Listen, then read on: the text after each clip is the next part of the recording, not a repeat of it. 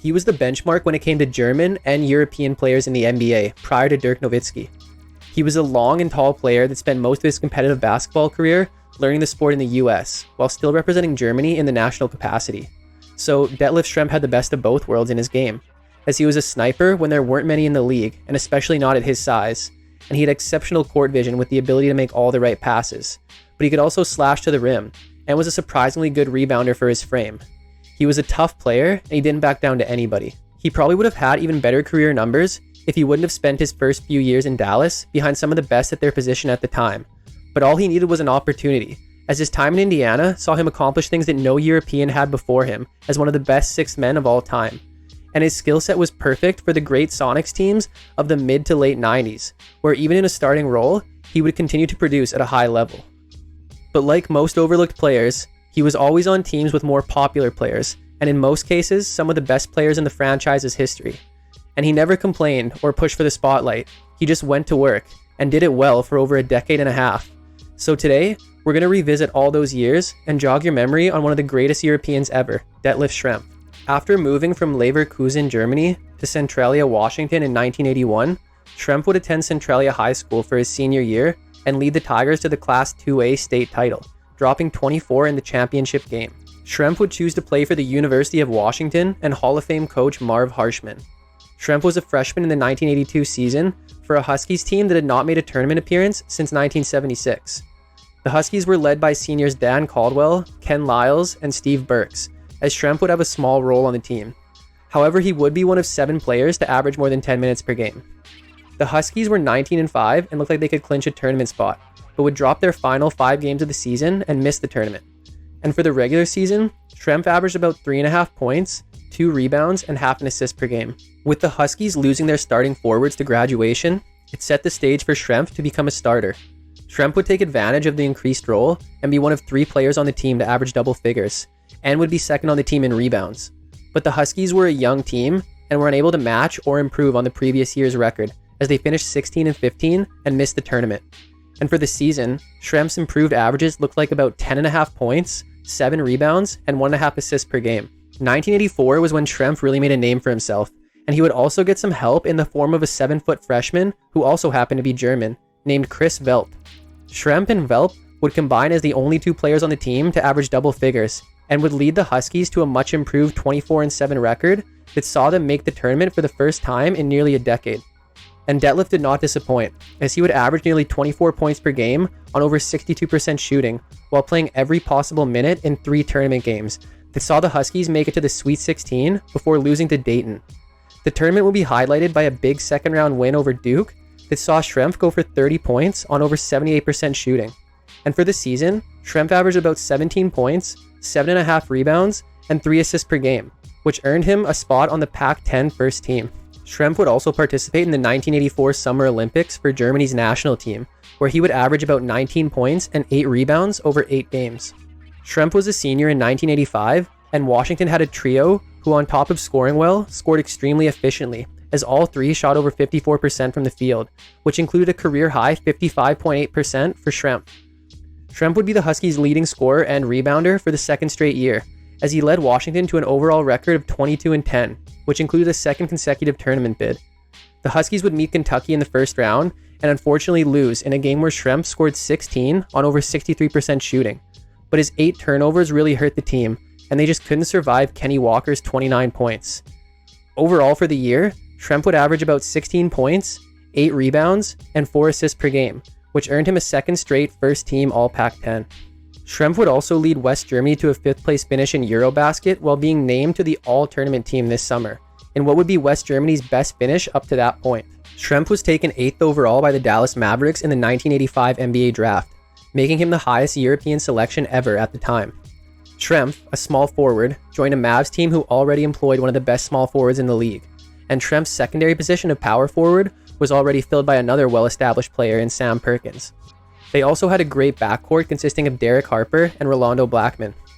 Schrempf would spend his rookie season in a bench role alongside another young player who, like Schrempf, would go on to much more success after he left Dallas. The Mavs would go 44-38 behind their duo of Aguirre and Blackman and begin the playoffs with a 4-game series win versus the Jazz before losing to the Lakers in round 2. Even in a limited role, Schrempf would put up respectable averages to the tone of about 6 points, 3 rebounds, and 1.5 assists per game, on roughly 45% from the field and 43% from 3. Going into the 1987 season, the Mavs lost some established and potential scoring in Jay Vincent and Dale Ellis, but the loss of Vincent particularly left a vacancy at the 6th man spot, which Schrempf would fill. Schrempf would up his averages across the board as he was the highest scoring non-starter on the team, and would end the season second in the league in 3-point percentage, which also included him earning a spot in the 3-point shootout and finishing second to Larry Bird. The Mavs would finish with a strong 55-27 record, but would only manage one win in a first-round playoff series loss against the Sonics that saw one of their former players from last season absolutely eat them alive. Even with more minutes in the series, Schrempf struggled, shooting just 37%, but for the regular season, he would average about 9.5 points, 3.5 rebounds, and 2 assists per game. 1988 saw one of the most memorable runs in the Mavs' brief franchise history up to that point. The main contributors were the same, but Schrempf had lost his 6th man role to second-year forward and soon-to-be 6th man of the year, Roy Tarpley. However, he was still a regular to the rotation as he was one of 2 players to play in all 82 games. The Mavs also had a new coach for the first time in franchise history, as Dick Motta had retired and John McLeod had taken his spot. Schrempf took less than half the threes from the season before after this coaching change, and was only able to make 5 out of the 32 he shot for the year, but he still found himself in the 88 3-point shootout, yet finished much lower than his 1987 runner-up position. The 53-29 Mavs would make it all the way to the Western Conference Finals, where they would lose to the Lakers. These playoffs would see modest yet efficient contributions for Schrempf, with round 2 versus the Nuggets being his best series, as it was the only series which he averaged double figures. He would only average about 4 points in the conference finals, but this was just due to lack of opportunity, as he averaged about 13 minutes per game and only took 21 shots across the 7-game series. And for the regular season, Schrempf averaged about 8.5 points, 3.5 rebounds, and 2 assists per game. 1988 saw a lot of change in Dallas, as the team's first franchise player was traded to the Pistons mid-season for Adrian Dantley, who held out and didn't join the team for 8 days after the trade. And during this holdout, the Mavs traded Schrempf to the Pacers for a 31-year-old Herb Williams and a second-round pick. Prior to the trade, Schrempf had been shooting his worst percentage from the field and from 3 in his 37 games for the Mavs this season. Detlef's shooting range, ability to move without the ball, and play both the 3 and the 4 was a great fit with Indiana, who already had 2 of the best shooters in the league in Reggie Miller and Chuck Person. Schrempf would play 32 games in a 6-man role and had his best stretch in the NBA up to that point, by far, as he became a top 3 scorer on the team, which included shooting over 51% from the field.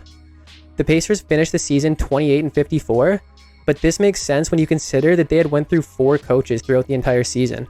And overall for the regular season, Schrempf averaged about 12 points, 5.5 rebounds, and 2.5 assists per game.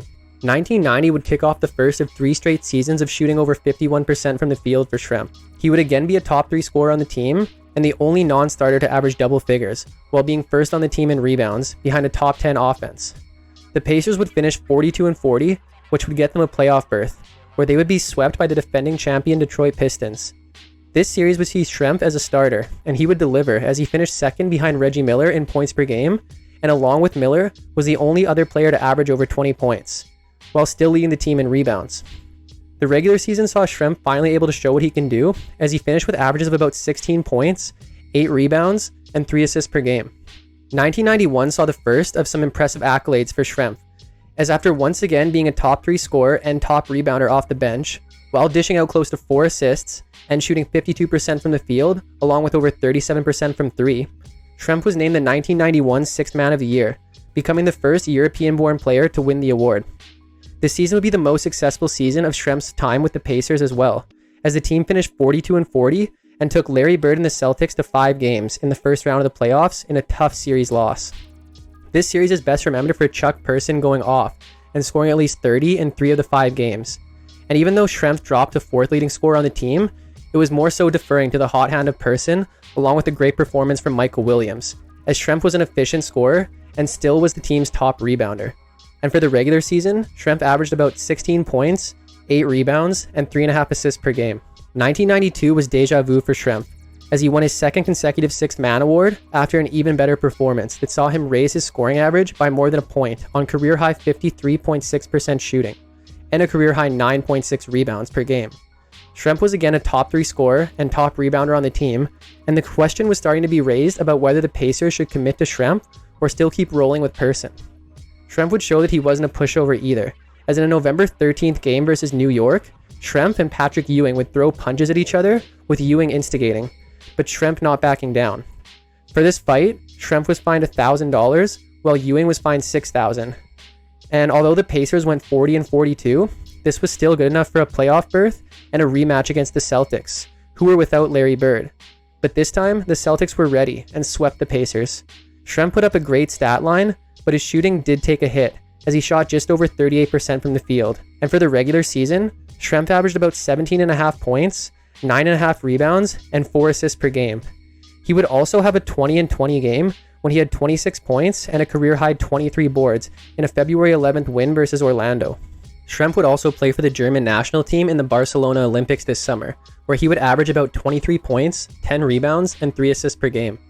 The Pacers made their decision prior to the 93 season and shipped Person and Williams to the T-Wolves for Sam Mitchell and Pooh Richardson. This move was great for Schrempf as he played all 82 games, starting 60 of them, while playing a career-high 37.8 minutes per game. And these improved efforts saw Schrempf receive his first All-Star selection, which was another groundbreaking achievement as he became the first European-born All-Star in NBA history. Schrempf was now second on the team in scoring with the departure of Person, and showed he could do it all by averaging nearly 10 rebounds per game and a career-high 6 assists. Schrempf would also score a career-high 36 in a December 8th win versus Golden State, and he would follow that up with a 25-point, 12-rebound, and career-high 14-assist triple-double in a December 10th win versus Sacramento. The Pacers would have another average finish to the season at 42-40, which would be good enough for a playoff berth, this time versus the Knicks. But the Knicks were just too balanced of a team, and even though Miller averaged over 31 for the series, the Pacers still lost in 4, as Schrempf was third on the team in scoring, while also dishing a team high for assists. This series also included Schrempf dropping a postseason career high of 29 in Game 3, the Pacers' only win of the series. And for the regular season, he averaged about 19 points, 9.5 rebounds, and 6 assists per game, as he ranked top 25 in all 3 categories. About a week before the start of the 94 season, Schrempf was traded to Seattle for Derek McKee. A couple reasons were given for this trade, as the Pacers general manager had concerns about being able to re-sign Schrempf after the season when he became a free agent, while new coach Larry Brown had doubts about how Schrempf would fit into his coaching and play style.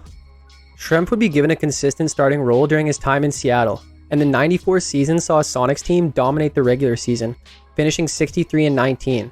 The team was led by Gary Payton and Shawn Kemp, but also featured swingman Kendall Gill and Schrempf's former teammate Sam Perkins, all averaging double figures as starters. The Sonics got the young Denver Nuggets led by Dikembe Mutombo in the first round, and after winning the first 2 games, the Sonics lost the next 3 to become the first 1 seed to lose to an 8 seed in NBA history. Schrempf would still play well in this series though, and for the regular season, he would average about 15 points, 5.5 rebounds, and 3.5 assists per game. The 1995 season would be Schrempf's second All-Star selection of his career, and his first and only All-NBA selection, as he was voted to the 3rd team. He would also get the chance to shoot from long range a lot more, as his 2.2 3-point attempts per game were more than double his previous season high of 0.9. And Schrempf made them count, as his 51.4% shooting from 3 was second in the league. Schrempf would see himself as the second leading scorer on the team, and the Sonics' high-powered offense would propel them to a 55-27 record, where they would face a young Lakers team, but once again lose in the first round, this time in 4 games, as Schrempf would remain the team's second leading scorer, but saw a significant drop in his overall shooting. But his 3-point shooting was still exceptional, and for the regular season, Schrempf would average about 19 points, 6 rebounds, and 4 assists per game. After conflict with head coach George Karl throughout his time in Seattle, Kendall Gill was traded to the Hornets for Hersey Hawkins prior to the 96 season. This trade would pay dividends, as the Sonics went on to have one of the best seasons in franchise history, as they finished with the second best record in the league, behind a balanced scoring attack and a great defense.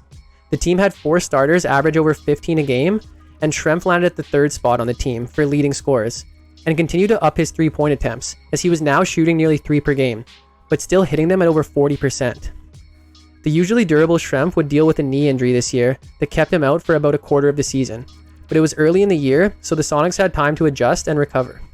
Overall, Schrempf had a good postseason, but his best series came in a round 2 sweep versus the Rockets, where he, along with Kemp and Payton, all averaged at least 20 per game. The Sonics would make it all the way to the finals, where they would lose to Michael Jordan and the Bulls in 6 games. Even though the Sonics lost the series clinching Game 6, Schrempf led all players in scoring this game with 23. And for the regular season, he averaged about 16 points, 5 rebounds, and 3 assists per game. Schrempf dealt with injuries for the second straight season, as this time foot issues contributed to him missing about a quarter of the year. But overall, the Sonics were once again a top team in the league, behind Payton and Kemp, with Schrempf as the team's third leading scorer. Unfortunately, the Sonics, as the fans had known for the majority of the 90s, were showing signs of breakup, as prior to the season, Shawn Kemp had held out of training camp. But nonetheless, he would play the full season for the Sonics and play well, as they finished 57-25 and faced the Suns in round 1, in a 5-game series that saw Schrempf shoot over 55% from 3. But then in round 2, the Sonics ran into Olajuwon, Barkley, and Drexler, and couldn't quite get the job done, as they lost in 7 games. Schrempf would continue to play great in these playoffs though, as he would average about 16 on 50% from the field and close to 55% from 3 for the series. But in early June, Kemp dropped a bombshell and demanded a trade out of Seattle, so now the Sonics had a big problem. But Schrempf's regular season looked like about 17 points, 6.5 rebounds, and 4.5 assists per game, and his performance this season earned him his 3rd and final All-Star selection, where he would score an All-Star career high of 11 points. About a month before the 98 season, the Sonics were involved in a 3-team trade that saw Kemp shipped away and replaced with All-Star Vin Baker from Milwaukee. And at least for the 98 season, this seemed like a good trade, as Baker continued his All-Star level play, and the Sonics finished 2nd in the West at 61-21. They also added an old teammate of Schrempf's this season in Dale Ellis. And even though Ellis's scoring slightly impacted Schrempf's output, Schrempf did up his rebound numbers in the absence of Kemp. Additionally, after missing 40 games over the past 2 seasons, Schrempf missed just 5 this year. The Sonics would beat the T-Wolves in round 1, where Schrempf would play effectively. Then in round 2, the Sonics were dismantled by the upstart LA Lakers, but Schrempf would remain productive in the series as he continued to shoot over 50% from the field. And for the regular season, he would put up about 16 points, 7 rebounds, and 4.5 assists per game. The lockout-shortened 99 season would be Schrempf's last great season in the NBA, as it marked the final time of his career that he would average double figures, and the final year of a decade of averaging at least 15 a game. With a new coach in Paul Westphal, the Sonics were still a good offensive team, but their defense had gone from 11th to 24th. Baker played in only 34 games and saw his numbers drop significantly. Payton, Schrempf, and Hawkins were the only Sonics to play 50 games, but Schrempf was 36 and Hawkins was 32. And even though they were still good players, it was clear that they had lost a step. And Schrempf had his lowest shot attempts per game since his 6th man days in Indiana, and his lowest field goal percentage since he was in Dallas, although it was still extremely respectable at over 47%. The Sonics finished 25-25, which wasn't good enough for the playoffs, marking the first time Schrempf had missed the playoffs since 1989. And for the regular season, he would average about 15 points, 7.5 rebounds, and 3.5 assists per game. Schrempf was a free agent, and the Sonics offered him a 1-year deal, which he reportedly found insulting, so he tested the market and had interest from contenders such as the Utah Jazz and defending champion San Antonio Spurs. However, Schrempf chose to sign a 2-year deal with Portland to stay close to Seattle so he could be near his kids. But Portland wasn't a bad choice either.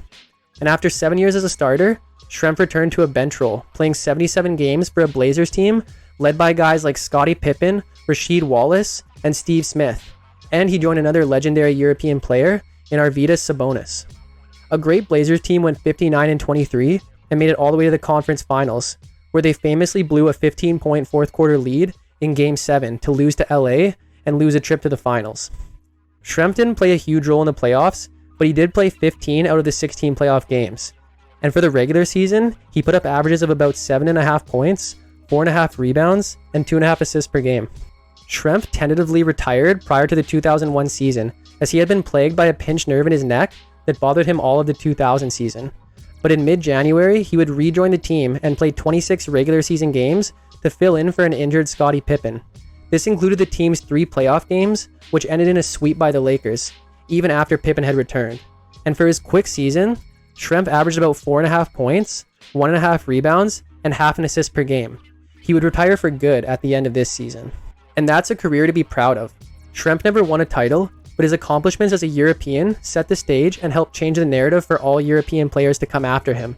His final years spent with the Trailblazers were poetic, because that's exactly what he had been for all future foreign players. But European or not, he was just a great NBA player, plain and simple. There's very few who can say they've won multiple sixth man awards, been selected to multiple all-star teams, and played 16 NBA seasons, but Detlef Schrempf is one of them. And those 16 seasons were productive and respectable from start to finish, as he redefined the game. A man that averaged at least 15 a game for 10 years straight, while never shooting under 47% during that period, should be talked about much more than he is. But that's unfortunately the case with humble players. They don't need the recognition, they don't seek the recognition, and unfortunately sometimes, they don't always get the recognition. But that's been today's episode of Forgotten Player Profiles featuring Detlef Schrempf. Hope you enjoyed it, and make sure to subscribe for more videos like these. If you liked this one, check out these videos on two of his Sonics teammates. Thanks for watching, and see you next time.